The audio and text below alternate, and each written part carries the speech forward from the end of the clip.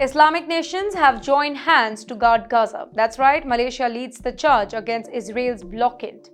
Let me tell you what's shaking up the West Asia here. Malaysia has just offered to send its soldiers to Gaza as part of a proposed United Nations peacekeeping force. Yeah, you heard that right. Their Prime Minister Anwar Ibrahim says that his country is ready to stand shoulder to shoulder with other Islamic nations to protect the Palestinian civilians and help rebuild the war-torn Gaza. In a bold statement, Anwar said that Malaysia will join forces with members of the Organization of Islamic Cooperation to form an international peace mission. Wait, the idea is very simple.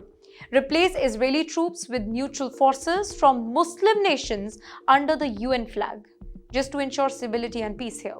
And for the very first time, this proposal is gaining serious traction in diplomatic circles.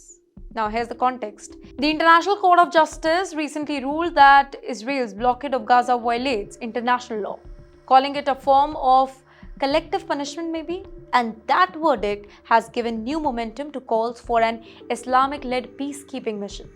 Anwar didn't stop at words, by the way. He met UN Secretary General Antonio, discussing how these countries, that's South Asian nations we are talking about, could play a wider role in peace building.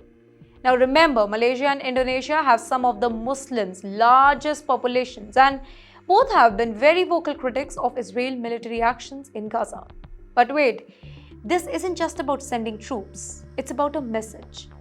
Kuala Lumpur is telling the world that Palestine does not stand alone, and that Muslim countries can unite not just in prayers, but in policy and protection.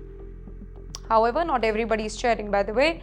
Israel has warned that allowing Muslim troops into Gaza could turn the region into a hotbed of anti-Israel activities. Washington too is really careful right now, supportive of UN involvement, but wary of anything that might empower Hamas or weaken Israeli control. So here's the larger picture, ladies and gentlemen.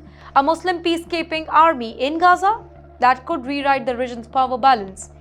It could test Israel's patience and Washington's diplomacy. The battle for Gaza may be paused, but the battle of who controls its peace has just begun.